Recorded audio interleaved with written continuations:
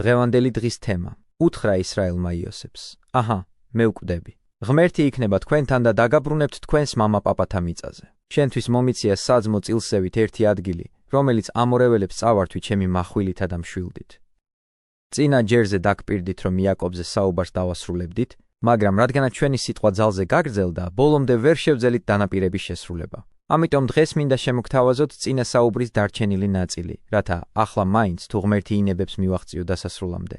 მანამ კი მოდით გავიხსენოთ მაშინ რაზე შევჩერდით, სწავლება რითი დავასრულეთ. თქვენ რა თქმა უნდა იცით და გახსოვთ, რომ როცა მამამთავარმა იოსების შვილები დალოცა, ეფრემი მანასეზე წინ დააყენა, მამა კი ამის გამო დაღონდა. ამიტომაც მიუგო მას იაკობმა. ვიცი, შვილო ვიცი. ესეც წარმოშობს ხალხს, ესეც განდიდება, მაგრამ მისი უმცროსი ძმა მასზე მეტად განდიდება, მისი თესლისგან ურიცხვი ხალხი წარმოიშობა. აკურთხა ისინი იმ დღეს და თქვა: თქვენით აკურთხებს ისრაელი და იტყვის: ღმერთმა ქნას როგორც ეფრემი და როგორც მანასე. და დააყენა ეფრემი მანასეზე წინ. აქ შევწყიტეთ სიტყვა თქვენი გონება ნათქვამის სიმრავლით, რომ არ გადაგვეღალა. დღეს კი თუ სურვილი გექნებათ, შემდეგს განვიხილავთ. უთხრა ისრაელმა იოსებს. აჰა, მე ვკვდები. ღმერთი იქნება თქვენთან და დაგაბრუნებთ თქვენს მამა-პაპათა მიწაზე. შენთვის მომიწია საძმო წილსევით ერთი ადგილი, რომელიც ამორეველებს წავართვით ჩემი מחვილითა და მშვილდით. იაკობს სურდა იოსები დაერწმუნებინა იმაში, რომ ეს ყოველივე უმიზეზოდ არ გაუკეთებია. ამიტომ მას არა მხოლოდ მომავალს უწინასწარმეტყველებს, არამედ საკუთარ აღსასრულსაც და იმასაც, რომ მისი შთამომავლობა უცხო ქვეყნიდან თავის მიწა-წყალს ქანაანში დაბრუნდება. ამ წინასწარმეტყველები იაკობი მათ იმედსაც განამტკიცებს, მოლოდინით რომ გაამხნევოს. ნათელი მომავლის იმედი ხომ ყოველთვის ამსუბუქებს აწმყოში არსებულ სირთულეებს. აღსასრულის ჟამს მამათავარი იოსებისადმი სიყვარულის გამოსახატად ამბობს. შენთვის მომიწია საძმო წილსევით ერთი ადგილი, რითიც ფაქტობრივად დაამტკიცა თავისი წინასწარმეტყველება. გიწინასწარმეტყველებთ, რომ დაბრუნდებით მამა-პაპათა მიწაზე და მემკვიდრეობით მიიღებთ მას. ქალაქ სიქემსაც კი შენ გაძლევ მემკვიდრეობით და არა შენს ძმებს, ქალაქი, რომელიც ამორეველთაგან მოვიპოვე ჩემი מחვილითა და მშვილდით. აქ იაკობი იმას მიიწერს თავის თავზე, რაც სეიდე სიმონმა და ლევიმ გაუკეთეს, როდესაც ამბობს, რომელიც ამორეველებს წავართვით ჩემი מחვილითა და მშვილდითო. შესაძლოა ვინმე მიკითხოს, ჯერ რატომ მიიწერს იმას, რაც მას არ გაუკეთებია და მერე კი საყვედურობს გამკეთებლებს ამ საქციელის გამო. სინამდვილეში, სულაც არ ეწინა აღმდეგება თავის თავს მამამთავარი, არც სული სიმდაბლეს იჩენს და იმასაც ამბობს, რომ ეს მის გარეშე გაკეთდა. ის არა მხოლოდ უკმაყოფილო იყო მომხდარით, არამედ გაკიცხა კიდეც შვილები ამის გამო. მართალია მიწა სიმონმა და ლევიმ მოიპოვეს, მაგრამ ახლა ეს მიწა ჩემს ძალაუფლებაშიაო. თუ კი მამა მეუფეა თავის შვილებისა, ის იმის მფლობელიცაა, რაც მათ მიერ არის მოპოვებული. და ამიტომ სურვილისამებრ შეუძლია სამფლობელოს განაწილება. მოუხმო იაკობმა შვილებს და უთხრა: შეიკრიბეთ, რომ გაგიმხილოთ რა შეგემთხვევათ მომავალ დღეებში. თავი მოიყარეთ და ისმინეთ, იაკობის ძენო, ისრაელს, მამა თქვენს უსმინეთ. როგორც კი იგრძნო აღსასრულის მოახლოვება, თავისთან შვილები იხმო. შეიკრიბეთ, რომ გაგიმხილოთ რა შეგემთხვევათ მომავალ დღეებში. მოდით და შეიტყეთ ჩემგან არა აწმყო ან უახლოესი მომავალი, არამედ ის, რაც იქნება დიდი ხნის შემდგომ. რასაც ჩემით კი არაა, სულიწმინდის ჩაგონებით გიანდერძებთ. ამიტომ წინასწარ გამცნობთ იმ მოვლენებს, რომელიც შესაძლოა მრავალი თაობის შემდგომ განხორციელდეს. ახლა დავაკვირდეთ, როგორ ლოცავს ან წყევლის შვილებს. რიგისა და დამსახურების მიხედვით პირმშოთი იწყებს: რეუბენ, პირმშო ხარ ჩემი, ძალი ჩემი და სათავე ჩემი კაცობისა, შეუდრეკელი და შეუპოვარი. ნახე რაოდენი სიბრძნეა. მანამ სანამ ბრალს წაუყენებდეს, იმ უპირატესობებზე ესაუბრება, რაც რეუბენს დაბადებიდან გააჩნდა პირმშოობის უპირატესობებზე. შემდგომ უკვე ჩადენილ ცოდვებს ახსენებს და უჩვენებს, რომ არანაირი სარგებელი აქვს ბუნებით უპირატესობას, თუ მას ნების სრულყოფილება არ ახლავს თან, რადგან მხოლოდ ნების ხარისხი იმსახურებს შექებას ან განკიცხვას. ასე უწოდებს: შეუდრეკელი და შეუპოვარი საკუთარი დაუდევრობით დაკარგეო ბუნების მიერ მონიჭებული ღირსება. შემდეგ კი დანაშაულის რაგვარობასაც აღწერს, რათა მასზე აღვლენილი მსჯავრი მომავალ თაობისაც გამოსდგომოდა ჭკუის სასწავლებლად. ზღვასავით ბობოქრობ და არ აღზევდები, რადგან ახვედი მამის საწოლზე, მაშინ შებღალე ჩემი სარეცელი. აქ ის რეუბენისა და ბალას კავშირს გულისხმობს. იაკობის სული წმიდის ბოძებული გამჭრიახობით ისე კიცხავს შვილს, რომ ამით ყველას მოუწოდებს დაიცვან ჯერ კიდევ მოსეს დროიდან დაკანონებული წესები და რომ არ შეიძლება მამას და შვილს ერთი და იგივე ქალთან ჰქონდეთ ურთიერთობა. შენ მამის სარეცელი შეურაცხავი უკანონო ქმედება ჩაიდინე და რადგან ასე შეურაცხავ, არ აღზევდები. უნაყოფო იქნება შენთვის ეს მცდელობა, იმიტომ რომ საკუთარ მამასაც კი არ ეცი პატივი და მისი სარეცელი შეურაცხავი და შემდგომა თაობებმა რომ შეძლონ თავი აარიდონ ასეთ ქმედებებს, ამიტომ სულიწმიდის ძალით ეს მსჯავრი წმინდა წერილში იქნება ასახული. ამრიგად ის უპირატესობები, რომელიც ბუნებამ მოგემადლა არ არაა, თუ მათ არ ახლავთ შესაბამისი საქმეები ნებისა. შემდგომ იაკობმა სიმონზე და ლევიზე გადაინაცვლებს. სიმონ და ლევი, ღვიძლი ძმები, ძალადობის ჭურჭელია მათი გული. გულმოდგინებამ, რომელიც თავის დის გამო გამოავლინეს, ისინი უსამართლობაში შეიტყუა და თავიანთი განზრახვა ძმებმა სისრულეში მამის გაფრთხილების გარეშე მოიყვანეს. მათ თათბირზე ნუნც მისულა სული ჩემი, მათ საკრებულოს ნუნც ზიარებულა ღირსება ჩემი. რადგან რისხვით მოკლეს კაცი და ბოროტინებით გამოძარღვეს ხარი. ხარში იაკობი ემორის ვაჟს გულისხმობს. დასასრულ კიწყევლას დაურთავს. წყეულიმც იყოს მათი რისხვა, რადგან შეუპოვარია და მათი გულის წყრომა, რადგან სასტიკია. დავაქუცმაცებ მათ იაკობში და მიმოვფანტავ ისრაელში, აქ იგი იმ ვერაგობას გულისხმობს, რაც მათ შექემელებს გაუკეთეს მოატყუეს და ვერაგულად დაესხნენ თავს. იაკობმა ჯერ დანაშაული შეახსენა, შემდგომ კი იმ სასჯელს ამცნობს, რომელიც ჩადენილი ცოდვისთვის უნდა მოიხადონ. დავაქუცმაცებ მათ იაკობში და მიმოვფანტავ ისრაელში. ისინი მთელს ისრაელში იქნებიან გაფანტულები და ყველას ეცოდინება, რის გამო დაისაჯნენ ასე. იუდა გადიდებენ ძმები, იუდას დალოცვა საიდუმლოთია ახსავსე. თითოეული სიტყვა ამ წინასწარმეტყველებისა ქრისტესთანაა დაკავშირებული. იუდა გადიდებენ ძმები, ამბობს, რადგან ღვთის ნებით მათ ცხოვარი სწორედ ამ შტოდან უნდა წარმომდგარიყო. ამიტომაც, სულიწმიდით შთაგონებული სიტყვებით, რომლებიც იუდასადმეა მიმართული, არა მხოლოდ ღვთის მოსვლას წინასწარმეტყველებს ხალხთან, არამედ განკაცების საიდუმლოსაც, ჯვარსაც, დაფლასაც და აღდგომასაც მოასწავებს, როდესაც ამბობს: იუდა, გადიდებენ ძმები, მტრების ხერხემალს დათრგუნავ ხელით. გეთაყვანებიან მამაშენის ნაშიერი, ლომის ბოკვერია იუდას წამომდგარ ხარ, შვილო, ნადავლით ხელში. ლომის ბოკვერი მაცხოვრის მეუფებაზე მიგვანიშნებს, რადგანაც წმიდა წერილში ეს ცხოველი სიმბოლურად სამეფო მმართველობის სიმბოლოა წაიხარა, გაწვა ლომივით, ვინ გაბედავს მის წამოგდებას. აქ ჯვარი და დაფლა იგულისხმება. თავად თქვა: ხელმეწიფების დადებად მისაა და ხელმეწიფების კვალად მოღებად მისად. შემდგომ იაკობი დროსაც მიუთითებს ღვთისნებით, კერძოდ როდის უნდა მოვლენოდა ამ ქვეყანას ქრისტე. არ წაერთმევა კვერთხი იუდას, არც არ განიფერხთა შუიდან, ვიდრე არ მოვა მისი მფლობელი და ის იქნება იმედი წარმართთა. ხედავ, ის უკვე წარმართთა მომავალ ხსნაზე საუბრობს, ვაზზე უბია თავისი ჩოჩორი. ძველად ვირი არაწმინდა ცხოველად ითვლებოდა, ამიტომაც ჩოჩორში სიმბოლურად წარმართნი მოიაზრებიან. ვაზის შესახებ კი ქრისტე თავად გვეუბნება: მე ვარ ვენახი ჭეშმარიტი და მამაი ჩემი მოქმედი არს. ვაზად სახელდვა ქრისტეს მცნებების სირბილე და რჯულის სიმსუბუქეც და ამით გვიწინასწარმეტყველა, რომ წარმართების მოქცევა უფრო ადვილი იქნებოდა, ვიდრე იუდეველებისა. ღვინოში რეცხავს თავის სამოსელს და ყურძნის სისხლში თავის ტანსაცმელს. ნახე, როგორ მიანიშნა ყველა საიდუმლოზე. უკეთ გარკვეულებმა იციან ამ სიტყვების მნიშვნელობა. ღვინოში რეცხავს თავის სამოსელს. სამოსელში სხეული იგულისხმება, რომლის ტარებაც კაცობრიობის გამოსახსნელად იტვირთა ქრისტემ. შემდგომ კი ზუსტად რომ ახსნას რა სახელდვა ღვინოდ იაკობი დასძენს, ყურძნის სისხლში თავის ტანსაცმელს. ნახე, მან სისხლით როგორ აღნიშნა მსხვერპლი, ჯვარი და მთლიანად საიდუმლო. თვალები მისი ღვინის უწითლესი, კბილები მისი რძის უთეთრესი მსაჯულის სამართლიანობას და დიდებას მიანიშნებს.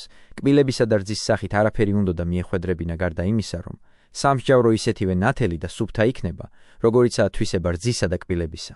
ზაბულონი ზღვისპირას ამკვიდრებს, ნავსაყუდელთან ექნება სადგომი. სიდონს მისწვდება საზღვარი მისი, ნახე ამასაც როგორ უწინასწარმეტყველა. თუ სად დასახლდებოდა და რომ ის სიდონამდე გაფართოვდებოდა. ისაქარი ძვალმსხვილი ვირი, ბაკებში მწოლიარე. ხედავს, კარგია მოსვენება მიწა საამური. ქედი წაუხრია ტვირთის წასაღებად, ხარკისთვის შრომობს, იმისთვის ასხამს ქებას, რომ ისაქარმა მიწათმოქმედება აირჩია და უპირატესობა მას მიანიჭა. დანი მსაჯული თავისი ხალხის, ვითარცა ერთი შტო ისრაელის. გველი იქნება დანი გზაზე, უნასი ბილიკზე. დამგესლავი ცხენის ქუსლისა. გადაექანება უკან მხედარი. შენგან მოველი ხსნას უფალო. გასაოცარია, სულიერი თვალებით როგორ განჭვრიტა მამამთავარმა, თუ რა მოელოდა თითოეულ მიშვიდს მომავალში, ძალზე დიდი დროის შემდგომ. გაც მოადგებიან ურდოები, თავადაც კვალში ჩაუდგება. აშერისგან პური ნოყიერი და გასცემს იგი სამეფო ნუგბარს. ნაფთალი ფეხმარდი ირემი, სასიკეთო სიტყვათა მომტანი. მას შემდეგ, რაც მოკლედ შეეხო ამ ვაჟებს, ის იოსებს მიუბრუნდა და ეუბნება: ნაყოფიერი ნერგი, იოსები, ნაყოფიერი ნერგი, წყაროსპირს დარგული, რტოებით გალავანზე გასული, გაამწარეს, დაისრეს, მტრობდნენ მოისარნი. აქ ძმების შეთქმულებას გულისხმობს მის წინააღმდეგ, ზემოთ ნათქვამიცაა, რომ მათ ბოროტიენები მიუტანეს მამას, იოსების შესახებ გაამწარეს, დაისრეს, მტრობდნენ მოისარნი და მათ სასიკვდილო ჩანაფიქრებს გულისხმობს. იოსებზე განხორციელებული ქმედების გახსენების შემდგომ უკვე უწინასწარმეტყველებთ, თუ მომავალში რა მოელით. შეურჩა მშვილდის ძლიერება, არ მოსდუნებია ხელის ძარღვები, იაკობის ღმრთისგან ძალამოცემული. ისინი თავს ესხმოდნენ მოსაკლავად და რამდენადაც შეეძლოთ თავისი ჩანაფიქრის სისრულეში მოყვანას ცდილობდნენ. მაგრამ შეურჩა მშვილდის ძლიერება, არ მოსდუნებია ხელის ძარღვები, იაკობის ღმრთისგან ძალამოცემული მართლაც ასე დაემართათ, როდესაც იოსების ხმა გაიგონეს. იოსები ვარ, თქვენი ძმა, ეგვიპტეში რომ გამყიდეთ. მაშინ შეურჩა მშვილდის ძლიერება, არ მოსდუნებია ხელის ძარღვები, იაკობის ღმრთისგან ძალამოცემული მამაშენის ღმერთი შეგეწიოს. ის ვინც დაასუსტა ისინი ყოვლისშემძლეა. თავად ჩემი ღმერთი დაგეხმარაო. შეხედე მამათauris ამ გულწრფელ სიყვარულს, რის გამოც სამყაროს შემოქმედს საკუთარ ღმერთად მოიხსენებს, თუმცა ამით არც მის ძალაუფლებას უგულებელყოფს და არც მის მეუფებას მთელ სამყაროზე, არამედ ამით მხოლოდ საკუთარ დიდ სიყვარულს გამოხატავს მის დამი. და გაკურთხოს ყოვლადძლიერმა ზეცათა კურთხევით ზეგარდიმო და არა მხოლოდ შეგეწია, ეუბნება ის იოსებს, არამედ გაკურთხა კიდეცო. უფსკრულის კურთხევით, ქვეგანრთხმულის, ძუძუთა და საშოს კურთხევით. მამაშენის კურთხევით, რომელიც უფრო ძლიერია, ვიდრე კურთხევა ჩემი მშობლებისა, ვიდრე მადლის საუკუნო მთათა, მთებში პატივი, დიდება და ძალაუფლება იოსებისა ეგვიპტეზე. ეს კურთხევანი, ამბობს იაკობი, იყოს ეს იოსების თავზე და ძმათაგან გამორჩეულის თხემზე. ეს ყოველივე აღსრულდება შენზეო, აღუთქვავს შვილს. ბენიამინი მგელია მტაცებელი, დილით ჭამს, საღამოთი იყოფს ნადავლს. აქ იაკობი წინასწარ განჭვრეტს, რომ ბენიამინის შთამომავლობა თავდამსხმელი, გამტაცებული და მრავალი ბოროტების გამკეთებელი იქნება. ვინაიდან იაკობმა თითოეული შვილი დამსახურებისამებრ დალოცა. ამიტომაცაა ნათქვამი. თითოეული მისი კურთხევით აკურთხა და ბოლოს სულიწმიდის ჩაგონებით უანდერძა. მივდივარ ჩემს ხალხთან. დამმარხეთ ჩემი მამაპაპის გვერდით და აკვირდი როგორ ანუგეშებს ამ ანდერძის მეშვეობით და უკან დაბრუნების იმედს უღვივებს მათ. ამის შემდგომ დაფლვის ადგილსაც მიუთითებს. მღვიმეში ყეფრონხეთელის მინდორში რომ არის გაუსრულა იაკობმა ანდერძის შვილებს და აკრიბა ფეხები სარეცელზე. აღესრულა და შეერთო თავის ერს. ნახე, აღსასრულიც რა საოცარი ქონდა მამათავარს. როგორც კი შვილები აკურთხა, ფეხები სარეცელზე ააწყო და სიხარულით შეეგება სიკვდილს. გადაემხო იოსები მამას, დასტიროდა და ჰკოცნიდა. რაოდენ ნაზია და მხურვალე ვაჟის სიყვარული. შემდეგ კი იოსები მამის ანდერძის შესრულებას შეუდგა. უბრძანა იოსებმა თავის მსახურ მკურნალებს შეემურვათ მამამისი და შემურვეს მკურნალებმა ისრაელი. იოსები მამას 40 დღე გლოვობდა, ეგვიპტე კი 70 დღეს. როდესაც ყველაფერი საჭიროებისამებრ შესრულდა, იოსებმა ფარაონს მამამისის ანდერძის შესახებ აუწყა და სთხოვა. მამაჩემმა დამაფიცა და მითხრა: აჰა, ვკვდები მე. იმ ჩემს სამარხში დამმარხეთ ქანაანის ქვეყნად რო გავითხარევ, ახლა წავალ დავმარხავ მამაჩემს და უკან დავბრუნდები. მოვალე ვარ მამის ანდერძის შევასრულო, როგორც კი მის ნებას აღვასრულებ დავბრუნდებიო. ფარაონმა მისცა ნება წასულიყო. წავიდა იოსები მამის დასამარხავად და წაჰყვნენ მას ფარაონის მორჩილნი, მისი სახლის უხუცესნი და ეგვიპტის ქვეყნის ყველა უხუცესი. იოსების მთელი სახლი, მისი ძმები და მამამისის სახლი. მხოლოდ ბალღები და ცხვარძროხა დატოვეს გოშენის მხარეში. დაიძრნენ მასთან ერთად ეტლები და მხედრები შეიკრიბა დიდზე დიდი ბანაკი. ხედავ, რა გულმოდგინებას იჩენენ ეგვიპტელები იოსების მიმართ. ისინი იოსებთან ერთად მიემგზავრებიან ისე რომ შეიკრიბა დიდზე დიდი ბანაკი. მივიდნენ ატადის კალოსთან იორდანეს გაღმა და გამართეს იქ დიდი და უსაზომოდ მწარე გოდება. 7 დღეს გლოვობდა იოსები მამას. იხილეს ქანაანელებმა გლოვა ატადის კალოზე და თქვეს მწარე გლოვა აქვთ ეგვიპტელებს. ამიტომაც ეწოდა ამ ადგილს იორდანეს გაღმა აბელ მიცრაიმი ეგვიპტელთა გლოვა. ამას რომ ისმე საყვარელო არ დატოვო უყურადღებოდ და გაიაზრე ის დრო, როცა ეს ყოველივე ხდებოდა, ნუ გაამტყუნებ იოსებს. მაშინ ჯოჯოხეთის კარიბჭე ჯერ შემუსრილი არ იყო, სიკვდილის სარტყელნი კი შეხსნილნი და სიკვდილიც ძილად. არ მიიჩნეოდა სიკვდილი. ასე ამიტომაც აღშფოთებდათ. ახლა კი ღვთის მადლით სიკვდილი ძილად იქცა, რადგანაც აღდგომის გვწამს და როცა სიცოცხლიდან სიცოცხლეში გადავინაცვლებთ, ხარობთ და მხიარულობთ. დაუკვირდი რას ვამბობ. სიცოცხლიდან სიცოცხლეში, უარესიდან უკეთესში, დროებითიდან მარადილში, მიწიერიდან ზეციურში. საბოლოოდ იოსებმა ყოველივე აღასრულა. დამარხეს მამა და დაბრუნდა იოსები ეგვიპტეში, იგი და მისი ძმები და ყველა, ვინც კი მამას დასამარხავად წაჰყვა. მამის სიკვდილის შემდგომ შიშმა შეძრა იოსების ძმების სული. დაინახეს იოსების ძმებმა, რომ აღარ ჰყავთ მამა და თქვეს: ვაი თუ გვიმტროს იოსებმა და სამაგიერო გადაგვიხადოს ყველა ბოროტებისთვის, რაც მას უყავით. შიშმა დაატყვევა მათი გონება, ამას სინდისის ქეჯნაც ემატებოდა, არ იცოდნენ როგორ მოქცეულიყვნენ. შიშობდნენ მამის გარდაცვალების შემდგომ იოსებს, მიყენებული ზიანის სანაცელოდ მათთვის დამსახურებული სასჯელი არ მიეძღა. შეუთვალეს იოსებს. მამაშენმა დაგვიბარა სიკვდილის წინ. ასე უთხარით იოსებს გევედრები, შეუნდეთ სოდვა და დანაშაული ძმებს, თუმცა ბოროტად მოგექცნენ. ამიერიდან შეუნდეთ სოდვა მამაშენი ღმერთის მსახურებს. ნახე, თავადვე როგორ ადანაშაულებენ საკუთარ თავს. ნახე რა ძლიერია სინდისის გამომააშკარავებელი ძალა. თქვენ ზუსტად იცით, როცა არასწორან ბოროტ საქციელს ჩაიდენთ ხოლმე. მაგრამ ეს საოცარი, სათნოებებით შემკული ადამიანი, ისე შორს იყო ბოღმისგან, აღარც კი ახსოვდა. მისი თმების ჩადენილი ბოროტება, ამიტომაც შეაცმუნა მათმა სიტყვებმა. ატირდა იოსები, როცა ეს უთხრეს. მოვიდნენ ძმებიც, დაემხნენ მის წინაშე და უთხრეს: აჰა, შენი მორჩილნი ვართ. უთხრა მათ იოსებმა. ნუ გეშინიათ. შეხედე რას ნიშნავს სათნოება, ის დაუძლებელია, ხოლო ბოროტება კი უძლური. ამდენი განსაცდელის შემდგომ იოსები ბატონობს, ისინი კი ვინც იოსები მონად გაყიდა, ახლა მას თხოვეს მონობას. მაგრამ იმასაც დააკვირდი, რომ სულ არ იყო იოსები დაბოღმილი თავის ძმებზე. პირიქით, ის მათ გამხნევებას და ნუგეშინისცემას ცდილობს და არწმუნებს, რომ მათ არანაირი ცოდვა ჩაუდენიათ მის წინაშე. ნუ გეშინიათ. ღმერთი ხომ არ ვარ. თქვენ ბოროტი განზრახვით ჩემთვის, ხოლო ღმერთმა სიკეთეთ ჩათვალა, რათა ისე მომხდარიყო, როგორც მოხდა. მრავალი ხალხის სიცოცხლე ეხსნა. ნუ გეშინიათო, ეუბნება და ნუ ინერვიულებთ.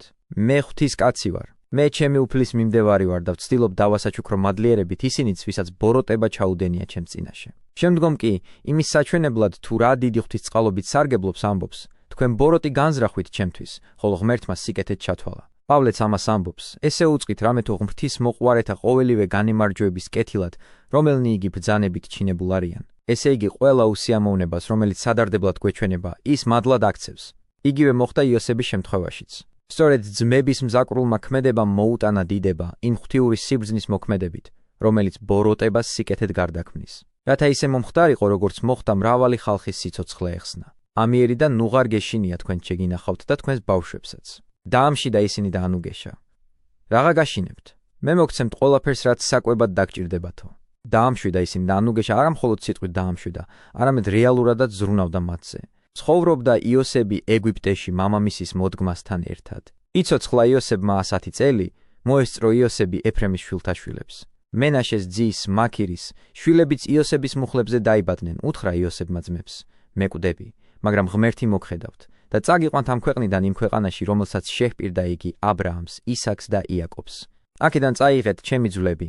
ამ ნათქვამს ორი მიზანი ჰქონდა პირველი, რათა ეგვიპტელებს, რომელთაც ამოდენა სიკეთე ახსოვდათ მისგან და ადვილად შეეძლოთ ადამიანები ღმერთებად გამოეცხადებინათ, არ ჰქონოდათ მიზეზი მის ძვლებსაც კერპების დარად მოპყრობოდნენ. მეორე, რომ ებრაელები დარწმუნებულიყვნენ, რომ უცილოდ დაბრუნდებოდნენ მამაპაპის მიწა-წყალზე, ხომ არ დაიბარებდა მისი ძვლების გადასვენებას, ეს წინასწარმეტყველება ნამდვილი როარ ყოფილიყო. მოკვდა იოსები 100 წლისა. რატომაა დასახელებული მისი წლოვანება? იმიტომ რომ იცოდეთ, რამდენი წლის მანძილზე იყო აღზევებული ეგვიპტეში. 17 წლის ჩავიდა ამ ქვეყანაში.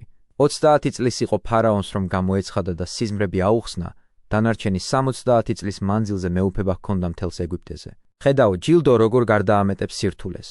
30 წლის მანძილზე ის ებრძოდა ცდუნებებს, მონობაში იმყოფებოდა, უსამართლო ბრალდება ჰქონდა წაყენებული, საპყრობილეში იწვალა, მაგრამ ყოველივე ვაჟკაცურად მადლიერებით აიტანა და ამ ქვეყნიურ ცხოვრებაშივე უხვად დაჯილდოვდა. რამდენიმე წელი მონობისა, მეთაურად ყოფნის 70-მა წელმა შეცვალა. და ვინაიდან ყოველივე სარწმუნოებით აღასრულებდა, ამიტომაც დაიბარა მისი ძვლების გადატანა მამაპაპათა მხარეში. პავლეს სიტყვები ისმინე. სარწმუნოებით იოსებ აღრა ესრულდებოდა, გამოსვლისათვის ძეთა ისრაელისათა მოიხსენა და ძუალთა თვისთათვის ამცნო. შესაძლოა დღეს ძალზე ბევრს საუბრობთ, მაგრამ მომიტევეთ. წიგნის დასასრულს მიახლოვებულთ. გვინდა დავასრულოთ მისი შინაარსი და ამგვარად განვასრულოთ ჩვენი სწავლება. მოდით ჩვეულებისამებრ შევაჯამოთ ზემოთ თქმული, რათა ყოველივე დაგამახსოვდეთ და ძველ მამამთავრებს სათნოებებში მიემსგავსოთ. სწორედ სათნოებებით მოიხვეჭა იოსებმა ასეთი დიდი მადლი ღვთისაგან. თუ კი მოვისურვებთ და სათნოებებისთვის ვიზრუნებთ, ჩვენც მოვიხვეჭთ სული წმინდის მადლს. ამ ქვეყნიურ ცხოვრებას უზრუნველად გავლევთ და მომავალ სიკეთესაც დავემსახურებთ. დაე, ღირსნი გავხდე ქრისტეს მიერი მადლისა, რომელსა მამისა და სულისა წმინდისა თანაშვენის დიდება, პატივი და თაყვანისცემა, აწ და მარადის და უკუნითი უკუნისამდე. ამინ.